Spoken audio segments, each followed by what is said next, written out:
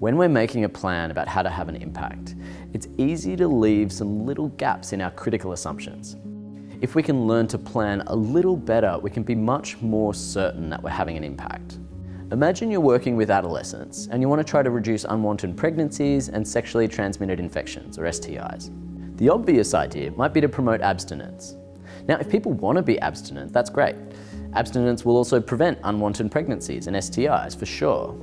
But let's map in detail how an intervention might work to try to prevent STIs and unwanted pregnancies.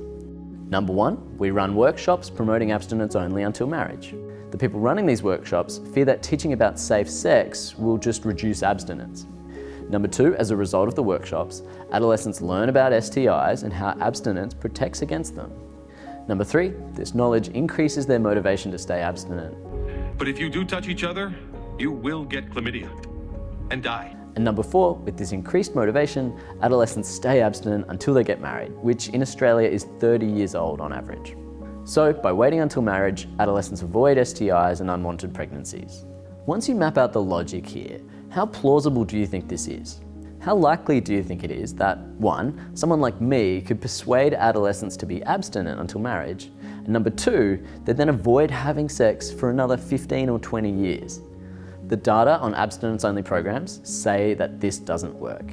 With these interventions, students do learn about STIs and how abstinence protects against them, but that doesn't translate into behaviour change. As you might expect, those raging hormones means they still have sex. And because students are taught abstinence and not safe sex, they don't know how to do it safely, so they're more likely to get pregnant or an STI. If anything, these programs look to increase adolescent pregnancy. It's like someone saying, don't think about the cookies. Cookies are full of sugar. Don't think about them. There are freshly baked cookies everywhere, but definitely don't eat them. What? I can't help it. Now, notice how the initial claim is true. Abstinence does work and prevent STIs. People who are abstinent don't get pregnant. However, even with a true premise, the logic of your intervention can still fail. Persuading people to be abstinent is much harder, even if the abstinence itself works. It's much easier to see holes in your plans once you map out the logic of your approach. Let's take another example. As a researcher, I publish science in academic journals so that it gets out into the world to have a positive impact. As Edward Teller said, the science of today is the technology of tomorrow.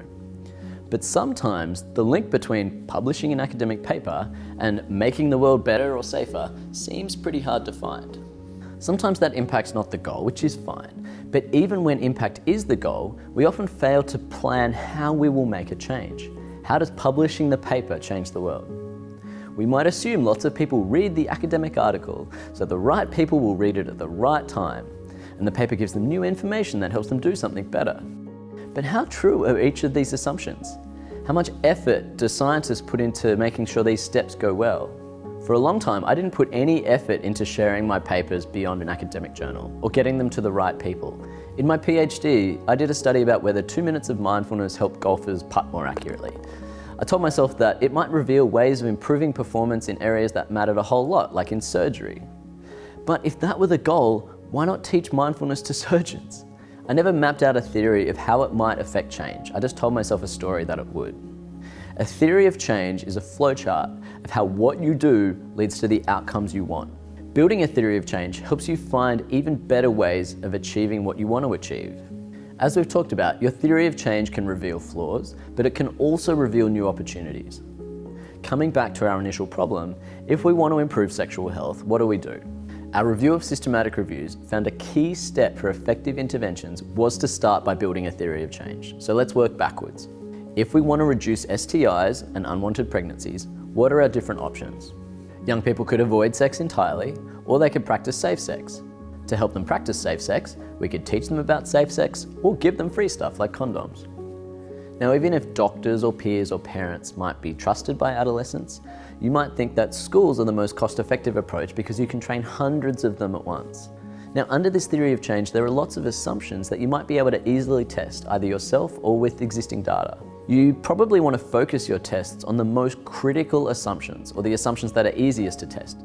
Just 10 minutes on Google Scholar might give you some good data to compare education against free condoms. but it might be much harder to test how much it costs to deliver your workshop. Instead of starting your theory of change at the top with the interventions you like, figure out the things you're actually trying to achieve. Instead of working forward from your favourite intervention, work backwards from the outcome and find the best strategy. Then, make your assumptions clear at each step along the way. Test those assumptions as efficiently as you can. What dominoes are you hoping fall down? Map out all the dominoes you think have to fall down for your intervention to get the outcome you want. And then test those dominoes as quickly and efficiently as you can. You might be able to test some things just by looking them up. Other things you might need to test for yourself, but start with the things that are most important, where it's most likely to change your mind. You don't have to start with the multi-school abstinence randomized trial. What if I want to have sex before I get married?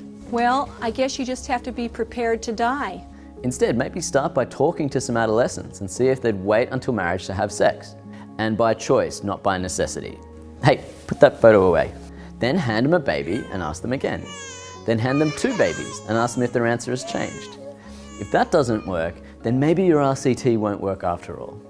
These models of our intervention help us to make plans that make change. If we fail to plan like this, then we're really planning to fail.